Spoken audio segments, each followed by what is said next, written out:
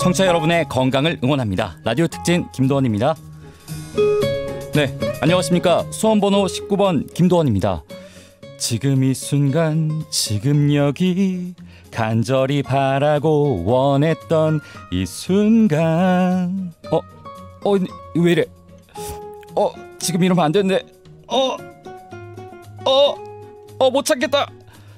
대장 너 왜 그러는 거니? 네, 라디오 특진 오늘도 한의사 김희중 원장님과 함께하겠습니다. 원장님 안녕하세요. 네, 안녕하세요. 네, 먼저 인사드려야 될 것 같습니다. 오늘 아침 대변은 잘 보셨나요? 시원하게 잘 봤습니다. 우리 아나운서님도 잘 보셨습니까? 저는 항상 잘 보고 있습니다. 사실 속설이긴 한데 성공한 사람들 같은 경우는 대부분 아침에 꼭 큰일을 보고 나갔다 이런 말이 있더라고요. 그러니까 큰일을 하려면 뭔가 큰 거를 아침에 보고 나와야 된다 이런 것 같은데 어느 정도 좀 일리가 있는 말인가요? 글쎄요. 이것은 그 대변이라는 것이 우리 건강 상태를 잘 나타내는 기준의 하나이기 때문이 아닐까요? 그런 식으로 생각해 볼 수가 있을 것 같습니다. 네. 사실 우리가 행복하려면 뭐 잘 먹고 잘 자는 거 중요한데 무엇보다도 이제 잘 싸는 것이 중요하지 않을까 생각이 들어요. 네. 청취자 여러분도 뭐 오늘 아침에 대변 다들 잘 보셨을까요? 한번 생각해 보시죠. 이 대변의 색깔은 어떤 게 가장 좋은가요? 네, 먼저 어린아이의 경우라면 쑥색 대변을 보는 것도 무조건 소화불량이라고 보면 됩니다. 충분히 소화 흡수가 잘 되면 황금색, 황토색 변이 나옵니다. 젖먹이라면 엄마 젖이 묵다든지 감기 기운이 있든지 몸을 차게 해서 체했든지 약간 놀라든지 해서 소화가 덜 됐을 때 쑥색이 됩니다. 어른은 쑥색은 비교적 드물지만 역시 황금색이 아니고 검어지든지 알록달록으로 나타나면 소화불량으로 볼 수 있습니다. 색깔에 따라서 이제 다르게 볼 수 있다는 거잖아요. 네네. 모양에 따라서도 다르다고 들었어요. 뭐 네. 이제 좋은 거는 이제 우리가 흔히 대변하면 이제 뭐 만화에도 나오듯이 뭐 이제 뱀이 또아리를 튼 그런 모양이 좋다고 들었는데 뭐 어쨌든 네, 대변은 좀 잘 봐야 되는 게 좋다는 거는 뭐 다 아실 것 같습니다. 그런데 이제 과민성 대장 증후군 문제가 되는 게 이제 나의 욕구와는 관계 없는 거잖아요. 그게 저도 뭐 이런 경우가 좀 많았었는데 대체적으로 이제 속방구 같은 거 있잖아요. 네. 이게 밖으로 나오는 건 아닌데 이제 소리가 이제 피식피식 뭐 이렇게 나올 때 굉장히 좀 민망한데 아마 청취자 여러분들 중에서도 뭐 이성 친구랑 뭐 공연 보러 가거나 아니면 뭐 어떤 조용한 곳에 있는데 갑자기 그런 소리 날 경우 있었을 것 같습니다. 이런 속방구도 과민성 대장 증후군의 한 경우라고 볼 수 있을까요? 글쎄요. 이건 좀 다른 건가요? 그러니 좀 다른 것으로 볼 것 같은데요. 그렇다면 과민성 대장 증후군 어떻게 해야 벗어날 수 있을까요? 예, 과민성 대장 증후군은 한의학적 병명은 칠정사입니다. 칠정은 병이 된 감정 7가지를 말하는데 네. 스트레스와 같은 말입니다. 사는 설사를 말합니다.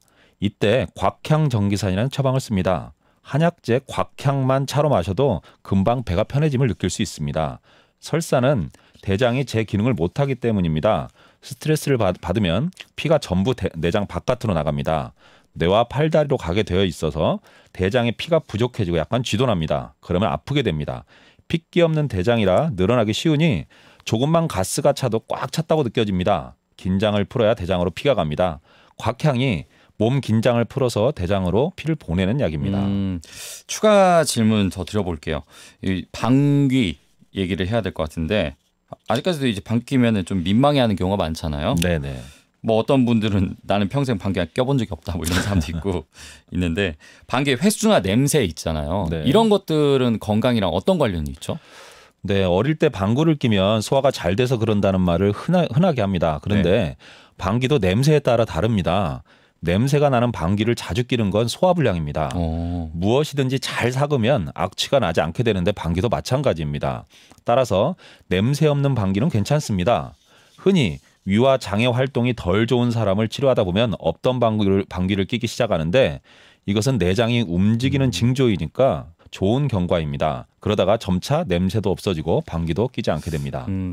대변의 횟수라든지 양은 또 어떨까요? 네. 가까운 지인 중에 대변 볼 때 양이 많이 나오면은 뭔가 본전 찾은 것 같고 그래서 굉장히 뿌듯하다 뭐 이런 말도 들었는데. 네. 대변 양은 별로 중요한 부분은 아니지만 횟수는 치료 시 참고해야 합니다.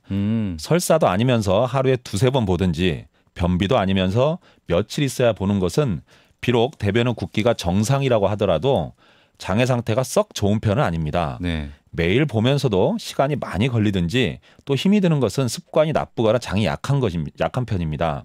휴지가 많이 필요한 것도 바람직하지 않습니다. 장이 좋은 사람은 똑 떨어지는 변을 보기 때문에 금세 용변을 마치거니와 휴지로 닦아도 거의 묻어나지 않습니다. 그렇게 본다면은 일반적으로 남성분들은 좀 음주를 많이 하기 때문에 설사를 자주 하고 네네. 여성분들은 좀 변비 쪽에 많이 시달린다고 들었어요. 이럴 경우에는 어떻게 해야 될까요? 설사할 때는 네. 운동을 줄여야 합니다. 피로가 같이 왔기 때문입니다. 당연히 술도 안 됩니다.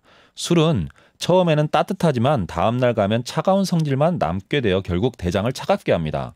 대장이 차가워지면 설사를 더 하게 되는 거고요. 그렇죠. 이때는 신선한 야채도 도움이 안 됩니다. 우유로 요구르트를 만들어 먹는 걸 추천합니다.